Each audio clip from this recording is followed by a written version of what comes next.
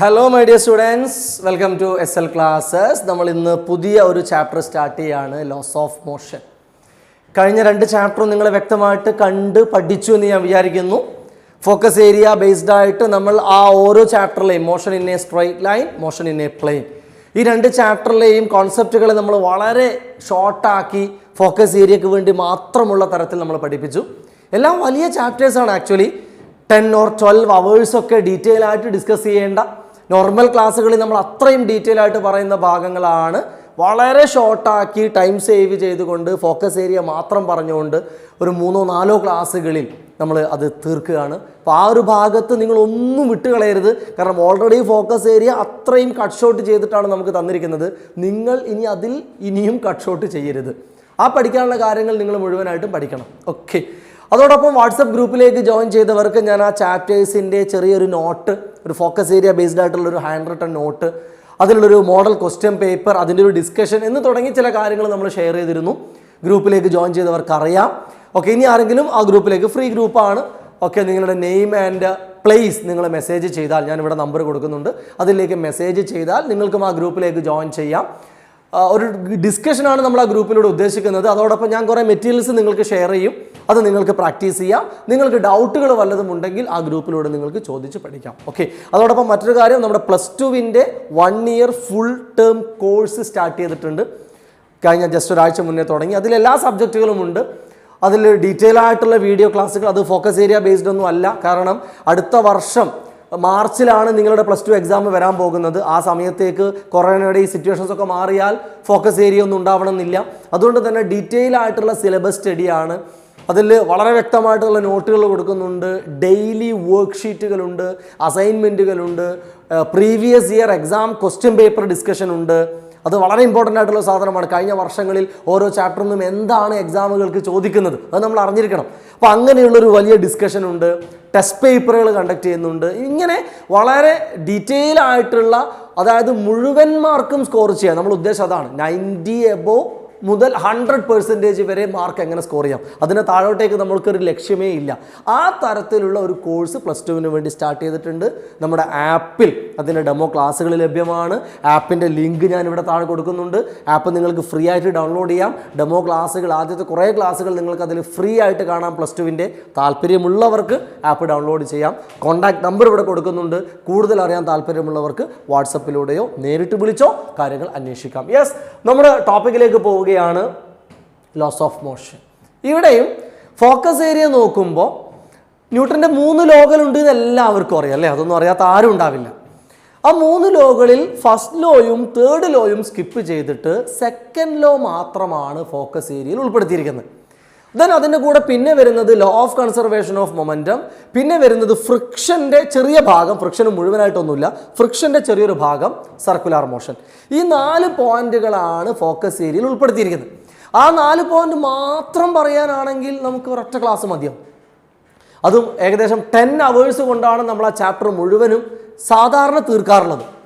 But ഇവിടെ നമുക്കത് focus area മാത്രമായിട്ട് പറയാൻ നമുക്ക് 1 മണിക്കൂറിൻ്റെ താഴെയുള്ളൊരു സമയം മതിയാവും. പക്ഷേ ഇവിടുത്തെ ഒരു പ്രശ്നം എന്താണെന്ന് വെച്ചാൽ, ലോസ് ഓഫ് മോഷൻ എന്ന കൺസെപ്റ്റ് മെക്കാനിക്സിൻ്റെ ഏറ്റവും അടിത്തറയാണ്, ബേസ്. മെക്കാനിക്സിൻ്റെ ജീവൻ കിടക്കുന്നത് അതില്ല. അതുകൊണ്ട് തന്നെ ഫോക്കസ് ഏരിയയിൽ ഇല്ലെങ്കിൽ പോലും ചില പോയിന്റുകൾ അഡീഷണലി പറഞ്ഞേ പറ്റൂ. അത് മനസ്സിലാക്കി പഠിക്കുന്നവർക്ക്. അതല്ലാതെ ഇതൊന്നും വേണ്ട, എനിക്ക് കുറേ കാര്യങ്ങൾ ഇങ്ങ് പറഞ്ഞു തന്നെ ഞാനിതെല്ലാം അങ്ങ് ബൈഹാർട്ട് ചെയ്ത് വെച്ചേക്കാം, എന്നിട്ട് നേരെ പോയി എക്സാമിൽ ഞാൻ അതുപോലെ അങ്ങ് എഴുതി വെച്ചേക്കാം. അതായത് എന്തുകൊണ്ട് ഇങ്ങനെയൊക്കെ വന്നു എന്ന് അപ്പുറത്തും ഇപ്പുറത്തും ചിന്തിക്കാതെ കുറേ കാര്യങ്ങൾ ഇങ്ങനെ ചുമ്മാ ബൈഹാർട്ട് ചെയ്യുക. ഭാഗ്യത്തിന് അതേപോലെ എക്സാമിന് വന്നിട്ടുണ്ടെങ്കിൽ അതേപോലെ പോയി ഇങ്ങനെ കോപ്പി ചെയ്ത് വെക്കുക. ബട്ട് കാര്യം പറയാം, എക്സാമിന് പലപ്പോഴും ക്വസ്റ്റ്യൻസ് ഡയറക്റ്റ് ചോദിക്കണമെന്നില്ല. അതുകൊണ്ട് തന്നെ ചില കാര്യങ്ങൾ മനസ്സിലാക്കുക എന്ന് പറയുന്നത് വളരെ ഇമ്പോർട്ടൻ്റാണ്. അങ്ങനെ നമുക്ക് പഠിക്കാൻ കഴിയുള്ളൂ. അപ്പോൾ അതുകൊണ്ട് ഈ ചാപ്റ്റർ എടുക്കുമ്പോൾ ന്യൂട്ടൻ്റെ ഫസ്റ്റ് ലോയും 3rd ലോയും ഒന്നും പറയാതെ നമുക്ക് 2nd ലോ മാത്രം പറഞ്ഞുകൊണ്ട് മുന്നോട്ട് പോകാൻ കഴിയില്ല. അത് നിങ്ങൾ ആദ്യം മനസ്സിലാക്കുക. കഴിഞ്ഞ ചാപ്റ്റേഴ്സൊക്കെ ഫുള്ളായിട്ട് കണ്ടവർക്ക് മനസ്സിലായിട്ടുണ്ടാകും. നമ്മളൊരു സ്റ്റഡി, നമ്മളൊരു ടീച്ചിങ് മെത്തേഡ് എന്ന് പറയുന്നത് കാര്യങ്ങളെ അറിഞ്ഞു പഠിക്കുക എന്നുള്ളതാണ്. ഈ അറിഞ്ഞു പഠിക്കുക എന്ന് പറയുന്നത് വളരെ രസമാണ്. അങ്ങനെ പഠിച്ചു കഴിഞ്ഞാൽ പിന്നെ ഒരിക്കലും നമ്മളത് മറന്നു പോവില്ല. അപ്പം മറക്കാതെ കാര്യങ്ങൾ അറിഞ്ഞ് രസകരമായിട്ട് പഠിക്കണമെങ്കിൽ ആ കാര്യം നമ്മൾ കുറച്ചൊന്ന് എക്സ്പ്ലെയിൻ ചെയ്യണം.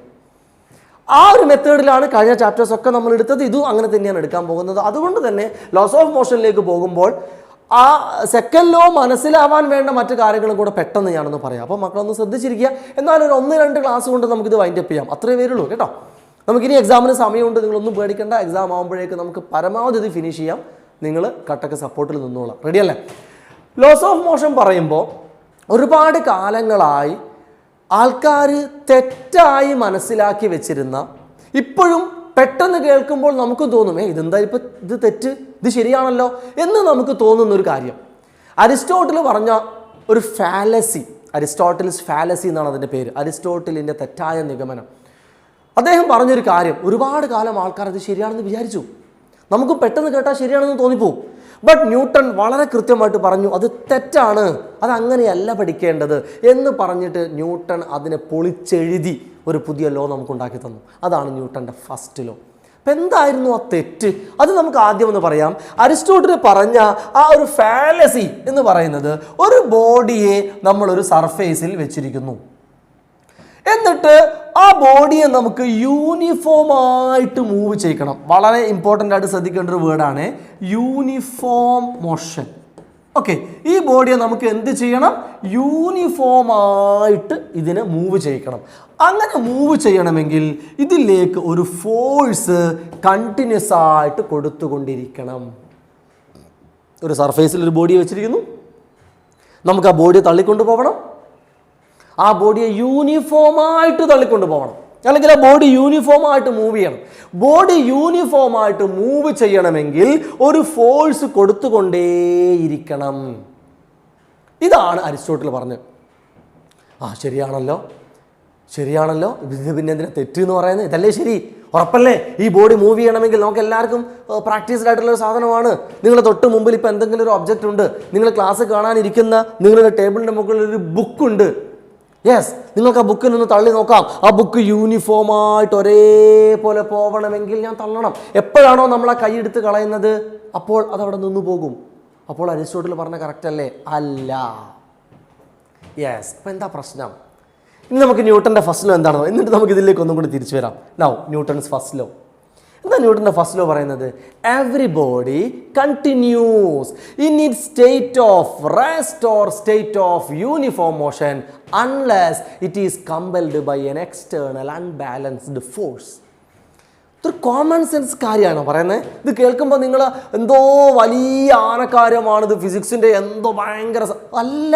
നമ്മൾ ഡെയിലി ജീവിതത്തിൽ ഉപയോഗിക്കേണ്ട ഒരു സിമ്പിൾ സാധനമാണ് ന്യൂട്ടൺ പറയുന്നത്. ന്യൂട്ടൺ പറഞ്ഞിരിക്കുന്നു ഏതൊരു ബോഡിയും ഒന്നുകിൽ റെസ്റ്റിൽ നിൽക്കും, റെസ്റ്റ് എന്ന് പറഞ്ഞാൽ അനങ്ങുന്നില്ല, അതല്ലെങ്കിൽ ഒരു ബോഡി യൂണിഫോമായിട്ട് പൊയ്ക്കൊണ്ടിരിക്കും. ആ വേർഡ് ഞാൻ വീണ്ടും എഴുതുന്നു, യൂണിഫോം മോഷനിൽ പൊയ്ക്കൊണ്ടിരിക്കും.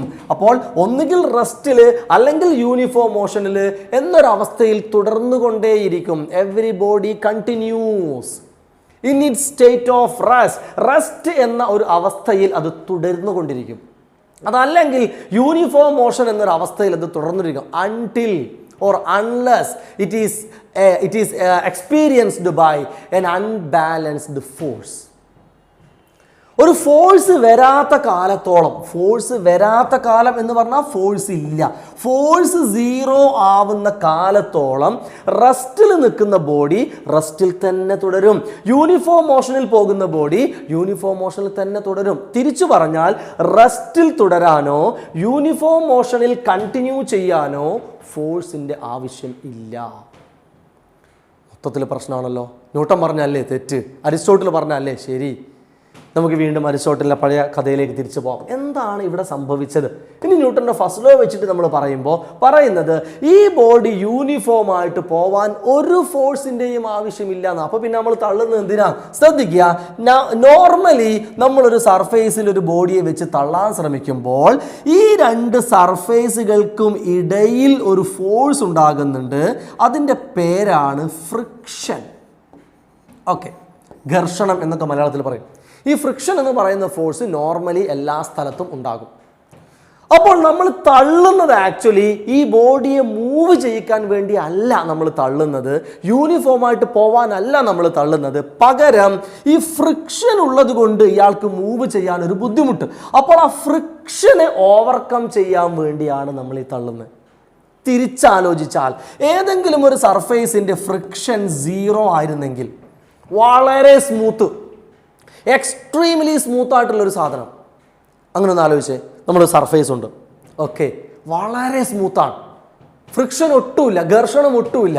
അതിൻ്റെ മുകളിൽ നമ്മൾ മറ്റൊരു ബോഡി വെച്ചു, ആ ബോഡിയും എക്സ്ട്രീംലി സ്മൂത്താണ്. അങ്ങനെയാണെങ്കിൽ നമ്മൾ ആ ബോഡിയെ മോഷൻ ഒന്നങ്ങ് തുടങ്ങി കൊടുത്താൽ മതി, ജസ്റ്റ് ഒന്നങ്ങ് തട്ടി വിട്ടാൽ മതി. പിന്നെ നമുക്ക് കൈയും കെട്ടി ഇങ്ങനെ നോക്കി നിൽക്കാം, പിന്നെ നമ്മൾ തള്ളിക്കൊടുക്കേണ്ട ആവശ്യമില്ല. ശരിയല്ലേ? ആ ബോഡി അങ്ങനെ പോയിക്കൊണ്ടിരിക്കും. എത്ര കാലത്തോളം? ലോകം അവസാനിക്കുന്ന കാലത്തോളം. ആ സർഫേസിന് എത്ര നീളമുണ്ടോ അത്രയും ദൂരം, ഒരു പ്രശ്നം ഉണ്ടാവില്ല. ആ ബോഡി അങ്ങനെ പോയിക്കൊണ്ടേയിരിക്കും. അപ്പോൾ യൂണിഫോമായിട്ട് ഇങ്ങനെ പോകാൻ നമ്മൾ തള്ളിക്കൊടുക്കേണ്ട കാര്യമുണ്ടോ? ഇല്ല. പിന്നെ തള്ളിക്കൊടുക്കേണ്ടി വരുന്നത് എന്തുകൊണ്ടാണ്? ഫ്രിക്ഷൻ ഉള്ളത് കൊണ്ടാണ്.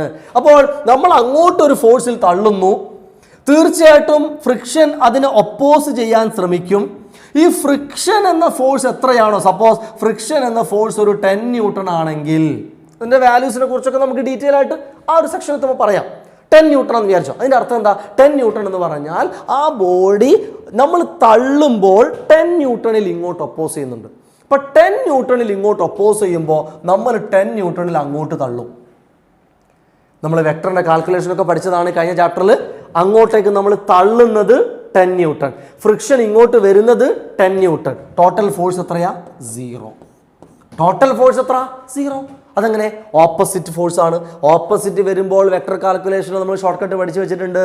എയും ബിയുമാണ് 2 വെക്ടേഴ്സ് എങ്കിൽ A - B അല്ലേ?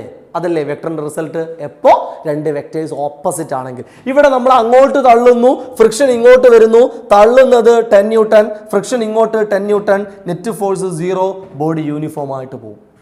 അപ്പോൾ നമ്മൾ തള്ളുമ്പോൾ യൂണിഫോം ആയിട്ട് പോകുന്നുണ്ട്, ബട്ട് നമ്മൾ തള്ളുമ്പോൾ അവിടെ നെറ്റ് ഫോഴ്സ് 0 നമ്മൾ തള്ളുന്ന ഫോഴ്സ് മാത്രം നോക്കിയാൽ പോരാ, നമ്മൾ തള്ളുന്നത് മറ്റൊരു ഫോഴ്സിനെ ഓവർകം ചെയ്യാൻ വേണ്ടിയിട്ടാണ്. ആ ഫോഴ്സ് ഇല്ലായിരുന്നെങ്കിൽ നമ്മൾ തള്ളേണ്ട കാര്യമില്ലായിരുന്നു. ഇതാണ് കൺസെപ്റ്റ്. ഇപ്പം മനസ്സിലായോ? ഇപ്പം അരിസ്റ്റോട്ടിൽ പറഞ്ഞത് തെറ്റാന്ന് മനസ്സിലായില്ലേ? അരിസ്റ്റോട്ടിൽ എന്താ പറഞ്ഞത്? അരിസ്റ്റോട്ടിൽ പറഞ്ഞത് യൂണിഫോം മോഷനിൽ പോവാൻ എപ്പോഴും ഒരു ഫോഴ്സ് ഉണ്ടാവണം, അല്ലെങ്കിൽ നെറ്റ് ഫോഴ്സ് ഉണ്ടാവണം. ന്യൂട്ടൺ പറഞ്ഞു ഇല്ല, അത് നമ്മൾ തള്ളുന്നത് ഫ്രിക്ഷനെ കവർ ചെയ്യാൻ വേണ്ടിയിട്ടാണ്. ഫ്രിക്ഷൻ ഇല്ലായിരുന്നെങ്കിൽ ആ ബോഡി അങ്ങനെ പോയേനെ. ഇതേ അവസ്ഥ തന്നെയാണ് റെസ്റ്റിലും. ഒരു ബോഡി ഇപ്പോൾ റെസ്റ്റിൽ നിൽക്കുകയാണ്, അത് പിന്നെ വേഗം എല്ലാവർക്കും മനസ്സിലാവും. നമ്മളൊരു ബുക്കിന് ടേബിളിൻ്റെ മുകളിൽ അവിടെ വെച്ചു, അത് റെസ്റ്റിൽ തന്നെ തുടരില്ലേ നമ്മൾ തള്ളിയിട്ടില്ലെങ്കിൽ? അല്ലേ? എത്ര കാലത്തോളം? എത്ര കാലം വേണമെങ്കിലും അത് അവിടെ തന്നെ നിൽക്കും, ഒരു പ്രശ്നവുമില്ല. ഒരു ഫോഴ്സ് വരാത്ത കാലത്തോളം അത് റെസ്റ്റ് തന്നെയായിരിക്കും. അതേപോലെ തന്നെയാണ് യൂണിഫോം മോഷൻ്റെ അവസ്ഥ. ഒരു ഫോഴ്സ് വരാത്ത കാലത്തോളം അത് യൂണിഫോം മോഷനിൽ തുടർന്നുകൊണ്ടിരിക്കും. എന്തെങ്കിലും ഒരു ഫോഴ്സ് വന്നാൽ, നമ്മളിപ്പോൾ ഒരു ബോൾ എടുത്തു, ഒരു ബോൾ, എന്നിട്ട് നമ്മളൊരു സർഫേസിലൂടെ ഇങ്ങനെ ഉരുട്ടി വിട്ടു, ജസ്റ്റ് അങ്ങ് ഉരുട്ടിയാൽ മതി, അതങ്ങ് പോകും. വലിയൊരു കോറിഡോർ വിചാരിച്ചോളൂ, നല്ല നീളമുള്ളൊരു കോറിഡോർ. അതിൻ്റെ ഒരു ഭാഗത്ത് നിന്നിട്ട് ഞാൻ ബോളിന് ഉരുട്ടി അങ്ങ് വിട്ടു, ഓക്കെ, അത് ഉരുണ്ട് ഇങ്ങനെ മുന്നോട്ട് പോകും. ബട്ട് അവിടെയും നമുക്ക് കാണാം, കുറേ കഴിയുമ്പോൾ മുന്നോട്ട് പോകുമ്പം ആ ബോൾ സ്ലോ ആയി കുറേ മുന്നോട്ടെത്തും, അങ്ങ് നിന്ന് പോകും. എന്തുകൊണ്ടാണ് നിൽക്കുന്നത്? അവിടെയും ആ സർഫേസും ബോളും തമ്മിലൊരു ഫ്രിക്ഷൻ ഉണ്ട്, കുറവാണ് ആ ഫ്രിക്ഷൻ. റോള് ചെയ്യുന്ന സമയത്ത് ഫ്രിക്ഷൻ കുറവായിരിക്കും. ഓക്കെ, അതുകൊണ്ട് അതിങ്ങനെ ഉരുണ്ട് പോകും. തള്ളി വിടുന്നത് പോലെയല്ല, കുറേ കൂടെ സ്മൂത്തായിട്ട് അതിന് പോകാൻ പറ്റും. ബട്ട് അപ്പോഴും അവിടെ ഫ്രിക്ഷൻ ഉണ്ട്. കുറേ മുന്നോട്ട് പോകുമ്പോൾ അത് സ്റ്റോപ്പ് ആവുന്നത് നമുക്ക് കാണാൻ പറ്റും. അവിടെ നിങ്ങൾ ആലോചിക്കുകയെ, എക്സ്ട്രീംലി സ്മൂത്ത് ആയിരുന്നു ആ സർഫേസ് എങ്കിൽ, ബോളും സർഫേസും എക്സ്ട്രീംലി സ്മൂത്ത് എന്ന് പറഞ്ഞാൽ ഫ്രിക്ഷൻ ഇല്ല, നമ്മളങ്ങ് ജസ്റ്റ് വിട്ടാൽ മതി, അത് പിന്നെ ലോകം അവസാനിക്കുന്നവരെ അങ്ങനെ പോയിക്കൊണ്ടിരിക്കും. ന്യൂട്ടൻ്റെ ഫസ്റ്റ് ലോ മനസ്സിലായ മക്കളെ? ഞാൻ ഒറ്റ സ്റ്റേറ്റ്മെന്റ് ഒന്നും കൂടി പറയാം. Every body continues in it state of rest. Yes, ഇതാണ് പറഞ്ഞത്, കണ്ടോ? Every body continues in it state of rest or state of uniform motion unless it is compelled by an external unbalanced force. Force വരാത്ത കാലത്തോളം റെസ്റ്റിൽ നിൽക്കുന്ന body റെസ്റ്റിൽ തുടരും, uniform മോഷനിലെ ബോഡി യൂണിഫോം മോഷനിൽ തുടരും. ഓക്കെ, അപ്പോൾ ഫോഴ്സ് 0 ആണെങ്കിൽ 2 കേസ്, ഒന്നുകിൽ റെസ്റ്റ് അല്ലെങ്കിൽ യൂണിഫോം മോഷൻ. ഇനി സെക്കൻഡ് ലോ, ഇതാണ് നമ്മുടെ ഫോക്കസ് ഏരിയയിലുള്ളത്, സെക്കൻഡ് ലോ. അപ്പോൾ ഇതിൻ്റെ തുടർച്ചയാണ് ആക്ച്വലി സെക്കൻഡ് ലോ. ഫോഴ്സ് 0 ആണെങ്കിൽ റെസ്റ്റ് അല്ലെങ്കിൽ യൂണിഫോം മോഷൻ. അപ്പോൾ ഇനി ഫോഴ്സ് നോൺ സീറോ ആണെങ്കിലോ, അതായത് ഫ്രിക്ഷൻ ഇങ്ങോട്ടേക്കുണ്ട് നമ്മൾ പറഞ്ഞു 10 ന്യൂട്ടൺ. ഞാൻ ഭയങ്കര ഒരു ശക്തിയിൽ അങ്ങ് തള്ളി, ഞാൻ തള്ളുന്നത് 25 ന്യൂട്ടണിലാണ്. എനിക്ക് എത്ര വേണമെങ്കിലും തള്ളാലോ. ഫ്രിക്ഷൻ ഒരു ലിമിറ്റ് ഉണ്ട്, ഫ്രിക്ഷൻ്റെ വാല്യൂവിന് ഒരു ലിമിറ്റ് ഉണ്ട്. അതേസമയം എനിക്ക് തള്ളുന്നതിന് ലിമിറ്റ് ഒന്നുമില്ല. എനിക്ക് മെല്ലെ തള്ളാം, ശക്തിയിൽ തള്ളാം, 3-4 പേരെ ഒരുമിച്ച് കൂട്ടിയിട്ട് തള്ളാം, അല്ലേ? അപ്പോൾ എൻ്റെ ഫോഴ്സ് കൂട്ടാൻ പറ്റുമല്ലോ. ഫ്രിക്ഷൻ പക്ഷേ ഫ്രിക്ഷൻ ഒരു അളവുണ്ട്. ഫ്രിക്ഷൻ 10 ആണ്. ഫ്രിക്ഷന് മാക്സിമത്തിൽ നിന്നും കൂടാൻ പറ്റില്ല, ഒരു അളവാണ്, ആ ഒരു അളവേ ഉള്ളൂ. ബട്ട് ഞാൻ തള്ളുന്നത് 25. ഈ കേസിൽ നെറ്റ് ഫോഴ്സ് 0 ആണോ? ഈ കേസിൽ നെറ്റ് ഫോഴ്സ് 0 ആണോ? അല്ല. 25 - 10 എന്ന് പറഞ്ഞാൽ അവിടെ ബാക്കി എത്ര ഉണ്ട്? 15 ന്യൂട്ടൺ ഉണ്ട്. നേരത്തെ എന്തുകൊണ്ടാണ് 0 ആയിപ്പോയത്? അങ്ങോട്ടും 10 ഇങ്ങോട്ടും 10, 10 - 10 0. അപ്പോഴാണ് റെസ്റ്റോ യൂണിഫോം മോഷനോ ആയത്. ബട്ട് അതേസമയം ഇവിടെ എന്താ? ഇവിടുത്തെ എഫ് നെറ്റ് എന്താ? അങ്ങോട്ട് 25 ഇങ്ങോട്ട് 10, അപ്പോൾ 15 ബാക്കിയുണ്ട്. 0 അല്ല, 15 ആണ്. അങ്ങനെയാണ് പിന്നെ ബോഡിക്ക് എന്താ സംഭവിക്കുക? അതാണ് സെക്കൻഡ് ലോ പറയുന്നത്.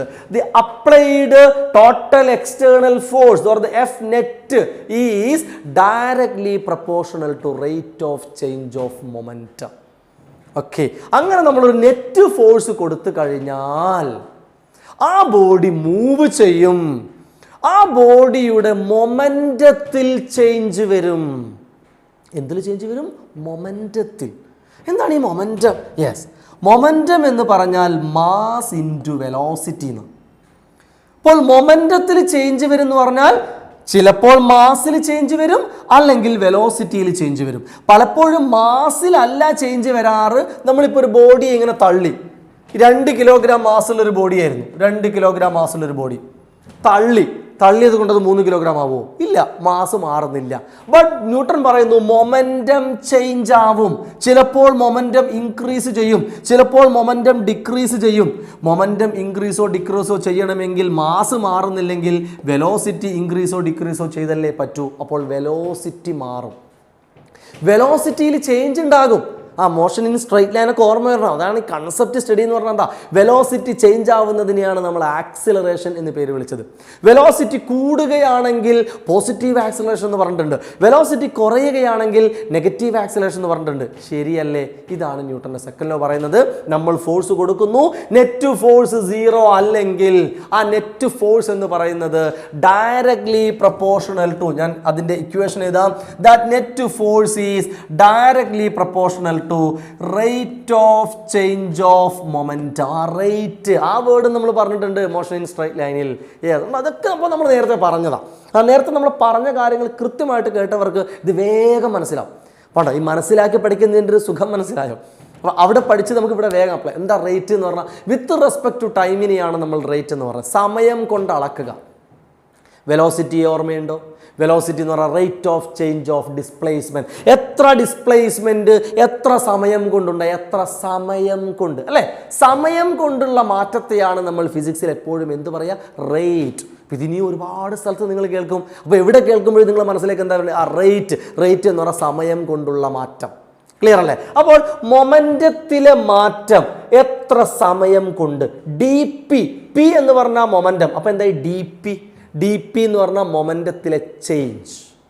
ബൈ ഡി ടി എത്ര സമയം കൊണ്ട്, സമയത്തിലെ ചേഞ്ച്. അപ്പോൾ എത്ര സമയം കൊണ്ട് എത്ര മൊമെന്റം മാറി എന്നുള്ളതിന് പ്രപ്പോർഷണൽ ആയിരിക്കും നമ്മൾ കൊടുക്കുന്ന ഫോഴ്സ്. അതല്ലെങ്കിൽ ഫോഴ്സ് കൊടുക്കുന്നതിനനുസരിച്ച് അതിൻ്റെ മൊമെന്റത്തിൽ ചേഞ്ച് വരും.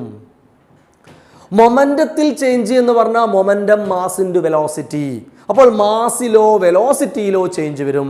പലപ്പോഴും മാസിൽ ചേഞ്ച് വരാറില്ല. അപ്പോൾ എന്തിൽ ചേഞ്ച് വരും? ഉറപ്പായിട്ടും വെലോസിറ്റിയിൽ ചേഞ്ച് വരും. എന്ന് വെച്ചാൽ നമ്മളൊരു നെറ്റ് ഫോഴ്സ് അവിടെ ബാക്കി ഉണ്ടെങ്കിൽ നമ്മളൊരു ബോഡിയെ അങ്ങനെ തള്ളാൻ തുടങ്ങിയാൽ പിന്നെ ആ ബോഡി യൂണിഫോം മോഷനിലായിരിക്കില്ല, വെലോസിറ്റി മാറും. അപ്പോൾ നേരത്തെ എന്താ പറഞ്ഞത്? നെറ്റ് ഫോഴ്സ് 0 ആണെങ്കിൽ യൂണിഫോം മോഷൻ, നെറ്റ് ഫോഴ്സ് 0 അല്ലെങ്കിൽ മൊമെന്റം മാറും. മൊമെന്റം മാറും എന്ന് പറഞ്ഞാൽ നമുക്ക് ഈ ഡി പിയെ നമുക്ക് ഇങ്ങനെയും എഴുതാം. ഈ പ്രൊപ്പോർഷണൽ ടു എന്ന് മാറ്റിയിട്ട് ഈക്വൽ ടു എന്ന് നമുക്ക് ആദ്യം കൊടുക്കാം. എപ്പോഴും ഈ പ്രൊപ്പോർഷണൽ മാറ്റി ഈക്വൽ ടു കൊടുക്കുമ്പോൾ ഒരു കോൺസ്റ്റന്റ് വേണ്ടേ? ഇവിടുത്തെ കോൺസ്റ്റന്റ് 1 ആണ്. അപ്പോൾ നമ്മൾ എഴുതുന്നു equal to 1 into dp by dt.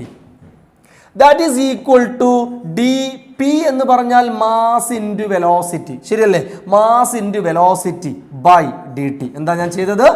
മൊമെന്റത്തിന് പകരം കൊടുത്തു മാസ് ഇൻറ്റു വെലോസിറ്റി. ബട്ട് പലപ്പോഴും നമുക്കറിയാം മാസ് മാറുന്നില്ല, അതുകൊണ്ട് ചേഞ്ച് ചെയ്യാത്ത ആളായതുകൊണ്ട് മാസിനെ നമുക്ക് പുറത്തേക്ക് മാറ്റി വെച്ചിട്ട് ഡി വി എന്ന് കൊടുക്കാം. D of M V, change of mass into velocity. But മാസിൽ ചേഞ്ച് ഇല്ലാത്തതുകൊണ്ട് നമ്മൾ ആളെ പിടിച്ച് പുറത്താക്കി. അപ്പോൾ mass into change in velocity by change in time. എന്തായിരുന്നു ഇത്? D V by D T. Yes, നമ്മൾ ഫസ്റ്റ് ചാപ്റ്ററിൽ പഠിച്ചതാണ്. അതാണ് ആക്സിലറേഷൻ. So M A. എവിടെ നിന്നാണ് നമ്മൾ തുടങ്ങിയത്? F. So F is equal to M A. Yes, ഇതെല്ലാവർക്കും അറിയുന്ന ഒരു ഇക്വേഷനാണ്. ആ ഇക്വേഷൻ്റെ ഡെറിവേഷൻ ഉണ്ടായത് എവിടെ നിന്നാണ്? ന്യൂട്ടൻ്റെ സെക്കൻഡ് ലോയിൽ നിന്നാണ്. ഇത് നിങ്ങൾക്ക് എന്തായാലും ചോദിക്കും, കാരണം ഫോക്കസ് ഏരിയയിൽ സെക്കൻഡ് ലോ ഉണ്ട്. സെക്കൻഡ് ലോ എന്താണ് എന്നോ അല്ലെങ്കിൽ F equal to M A ഉണ്ടാക്കാനോ പറയും. അപ്പോൾ നിങ്ങൾക്ക് മനസ്സിലായ മക്കളെ? ഇപ്പോൾ 2 പോയിന്റേ ഉള്ളൂ. അപ്പോൾ കൺക്ലൂഡ് ചെയ്യുമ്പോൾ ഇത്രയേ ഉള്ളൂ കാര്യം. കാര്യങ്ങളെല്ലാം മനസ്സിലാക്കി വെച്ച് കഴിഞ്ഞാൽ നമുക്കതിന് ചില ക്യാപ്സ്യൂൾസ് ആയിട്ട് ഓർത്ത് വെക്കാം. ഫോഴ്സ് 0 ആണോ? 2 സിറ്റുവേഷൻ ബോഡിക്കുണ്ടാവാം. ഒന്നുകിൽ ബോഡി റെസ്റ്റിൽ അല്ലെങ്കിൽ ബോഡി യൂണിഫോം മോഷനിൽ. ഇനി ഫോഴ്സ് 0 അല്ലേ, ഒരു എക്സ്റ്റേണൽ ഫോഴ്സ് ടോട്ടലി ബാക്കി ഉണ്ടോ, ആ ബോഡിയുടെ മൊമെൻറ്റം മാറും. മൊമെൻറ്റം മാറും എന്ന് പറഞ്ഞാൽ മാസ് ഇൻറ്റു വെലോസിറ്റി മാറും. പലപ്പോഴും മാസ് മാറാത്തത് കൊണ്ട് വെലോസിറ്റിയിൽ മാറ്റമുണ്ടാകും. അങ്ങനെയാണെങ്കിൽ സെക്കൻഡ് ലോ പറയുന്നത് that applied force or the net force is directly proportional to rate of change of momentum. എത്ര സമയം കൊണ്ട് എത്ര മൊമെൻറ്റം മാറി എന്നുള്ളതിനനുസരിച്ചിരിക്കും നമ്മൾ കൊടുക്കുന്ന force. So F proportion to D P by D T. Proportional മാറ്റി ഈക്വൽ ടു എന്ന് കൊടുക്കുമ്പോഴുള്ള constant 1. So D P by D T. P നമുക്ക് മാസ് ഇൻറ്റു വെലോസിറ്റി എന്ന് എഴുതാം. മാസ് മാറാത്തത് കൊണ്ട് നമ്മൾ അതിനെ പുറത്തേക്ക് എഴുതുന്നു. So D V by D T. D V by D T എന്ന് പറഞ്ഞാൽ acceleration. So F equal to M A. മനസ്സിലായോ? അപ്പോൾ ഫോഴ്സ് ഉണ്ടെങ്കിൽ എന്തുണ്ടാകും? ആക്സിലറേഷൻ ഉണ്ടാകും. ആക്സിലറേഷൻ എന്ന് പറഞ്ഞാൽ ചേഞ്ച് ഇൻ വെലോസിറ്റി. അപ്പോൾ ബോഡിക്ക് പിന്നെ യൂണിഫോം ആയിട്ട് പോകാൻ പറ്റില്ല, ബോഡിയുടെ വെലോസിറ്റിയിൽ ചേഞ്ച്. ക്ലിയർ അല്ലേ? ദെൻ ഇതിനെ ബേസ് ചെയ്തുകൊണ്ടാണ് നമ്മൾ അടുത്ത കാര്യം പറയാൻ പോകുന്നത്, law of conservation of momentum. Next idea very simple. Law of conservation of momentum. ഈ സെക്കൻഡ് ലോയെ തന്നെ തിരിച്ചിട്ടതാണ് ഈ സംഗതി. അത്രയേ ഉള്ളൂ, ഇതെല്ലാം ഒന്ന് തന്നെയാണ്. Law of conservation of momentum പറയുന്നത് എഫ് 0 ആണെങ്കിൽ, ഒരു ഈഫ് കണ്ടീഷൻ ആണ്.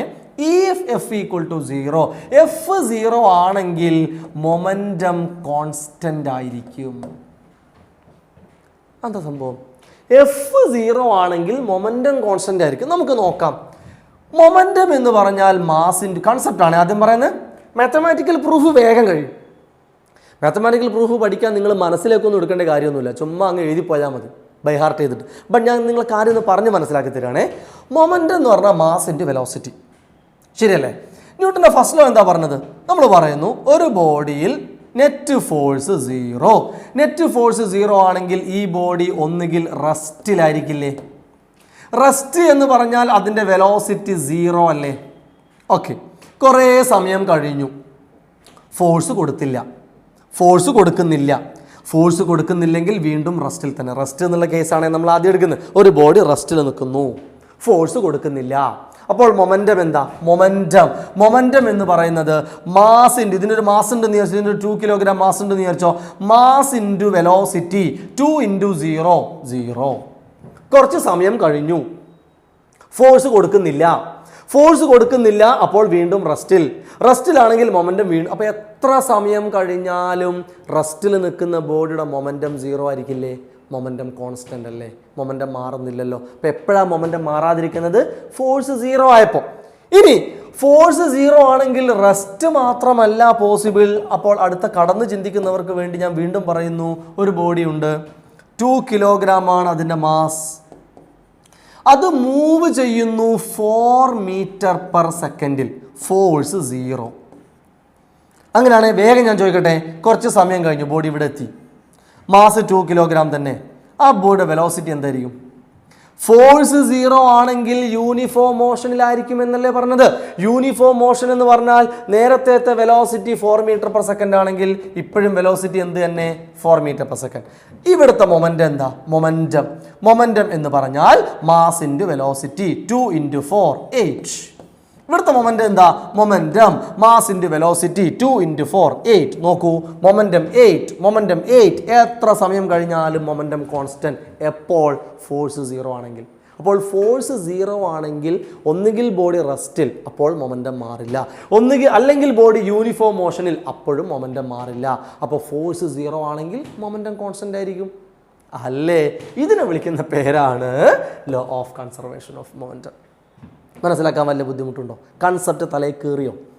ഇപ്പോൾ ഫോഴ്സ് 0 ആണെങ്കിൽ മൊമെന്റം കോൺസ്റ്റന്റ് എന്നുള്ളതിനെ തന്നെ പറയുന്ന മറ്റൊരു വേർഡാണ് മൊമെന്റം കൺസേർവ്ഡ് എന്ന്. അങ്ങനെയും പറയും. ആ കൺസേർവ്ഡ് എന്ന് പറയുന്നത് തന്നെയാണ് ഈ കോൺസ്റ്റന്റ്. ആ വേർഡ് കേൾക്കുമ്പോൾ നിങ്ങൾ എന്തോ വലിയ സംഭവം വിചാരിക്കണ്ട. മൊമെന്റം കൺസേർവ്ഡ് എന്ന് പറഞ്ഞാൽ മൊമെന്റത്തിൽ മാറ്റം ഉണ്ടാകുന്നില്ല, മൊമെന്റം നശിച്ചു പോകുന്നില്ല, മൊമെന്റം സംരക്ഷിക്കപ്പെടുന്നു, മൊമെന്റം കോൺസ്റ്റന്റ് ആയിട്ട് നിൽക്കുന്നു. ഇതാണ് അതിൻ്റെ അർത്ഥം. അപ്പോൾ എപ്പോഴാണ് മൊമെന്റം കൺസർവ് ആവുക, മൊമെന്റം കോൺസ്റ്റന്റ് ആവുക? ഫോഴ്സ് 0 ആകുമ്പോൾ. അതെങ്ങനെയാണ് സംഭവം എന്ന് എക്സാമ്പിളിലൂടെ മനസ്സിലായില്ലേ? ഫോഴ്സ് 0 ആണെങ്കിൽ റെസ്റ്റിലാവാം, അപ്പോൾ മൊമെന്റം മാറില്ല. യൂണിഫോം മോഷനിലാവാം, അപ്പോഴും മൊമെന്റം മാറില്ല. അപ്പോൾ ഫോഴ്സ് 0 ആണെങ്കിൽ മൊമെന്റം കൺസേർവ്ഡ്. ഇതെങ്ങനെ നമ്മൾ മാത്തമാറ്റിക്കലി പ്രൂവ് ചെയ്യുക? മാത്തമാറ്റിക്കലി പ്രൂവ് ചെയ്യാൻ വളരെ എളുപ്പമാണ്. സെക്കൻഡ് ലോ നമ്മൾ പഠിച്ചു, F = dp/dt അല്ലേ? F0 ആണെങ്കിൽ മാത്തമാറ്റിക്കലി ഇത് 0 ആണെങ്കിൽ ഇതും 0 ആയിരിക്കണ്ടേ? അപ്പോൾ dp/dt 0. കാരണം F എന്ന് പറഞ്ഞാൽ dp/dt ആണ്. F0 എന്ന് പറഞ്ഞാൽ dp/dt 0. ഈ dt ഇങ്ങോട്ട് മൾട്ടിപ്ലൈ ചെയ്തേ എന്ത് കിട്ടും? dp = 0 × dt. 0 × dt എന്ന് പറഞ്ഞാൽ 0. ഇതെന്താണ് സാധനം? dp എന്ന് പറഞ്ഞാൽ ചേഞ്ച് ഇൻ p ഈസ് 0. പിയിൽ ചേഞ്ച് ഇല്ല, ചേഞ്ച് ഇൻ പി 0. പിയിൽ ചേഞ്ച് ഇല്ല. പിയിൽ ചേഞ്ച് ഇല്ലെങ്കിൽ പി കോൺസ്റ്റന്റ്. ചേഞ്ച് ആവാത്തതിനല്ലേ നമ്മൾ കോൺസ്റ്റന്റ് എന്ന് പറയാം. അപ്പോൾ F0 ആണെങ്കിൽ പി കോൺസ്റ്റന്റ്. മാത്തമാറ്റിക്കലി ഇങ്ങനെ പ്രൂവ് ചെയ്യാം. കോൺസെപ്ച്വലി നേരത്തെ പറഞ്ഞതുപോലെ മനസ്സിലാക്കി വെക്കുകയും വേണം. ക്ലിയർ ആയോ മക്കളെ? ഇതാണ് ന്യൂട്ടൻ്റെ ഫസ്റ്റ് ലോയും സെക്കൻഡ് ലോയും മൊമെന്റം എന്നുള്ള കോൺസെപ്റ്റും മൊമെന്റത്തിൻ്റെ കൺസർവേഷനും. ഇത് രണ്ടുമാണ് നമ്മളെ ഫോക്കസ് ഏരിയയിൽ ആദ്യം ഉൾപ്പെടുത്തിയിരിക്കുന്ന 2 പോയിന്റ്. രണ്ടും ക്ലിയർ ആയെന്ന് വിചാരിക്കുന്നു. ബാക്കി നമുക്ക് അടുത്ത ക്ലാസ്സിൽ പറഞ്ഞാലോ? റെഡി? അപ്പോൾ നല്ലോണം വാച്ച് ചെയ്യുക, ഷെയർ ചെയ്യുക. ആദ്യമായിട്ട് കാണുന്നവരാണെങ്കിൽ ചാനൽ സബ്സ്ക്രൈബ് ചെയ്യുക. നിങ്ങൾക്ക് പുതിയ വീഡിയോസിന് നോട്ടിഫിക്കേഷൻസ് വന്നുകൊണ്ടേയിരിക്കും. ഫ്രണ്ട്സിനോടൊക്കെ നിങ്ങൾ ഷെയർ ചെയ്യുക. വാട്സപ്പ് ഗ്രൂപ്പിലേക്ക് ജോയിൻ ചെയ്യാൻ താല്പര്യമുള്ളൊരു പേരും നിങ്ങളുടെ പ്ലേസും മെസ്സേജ് അയയ്ക്കുക. നിങ്ങൾക്ക് ചില മോഡൽ ക്വസ്റ്റ്യൻ പേപ്പറുകളൊക്കെ അതിലൂടെ കിട്ടുന്നതായിരിക്കും. ഓക്കെ, ദെൻ ബാക്കി നമുക്ക് അടുത്ത ക്ലാസ്സിൽ.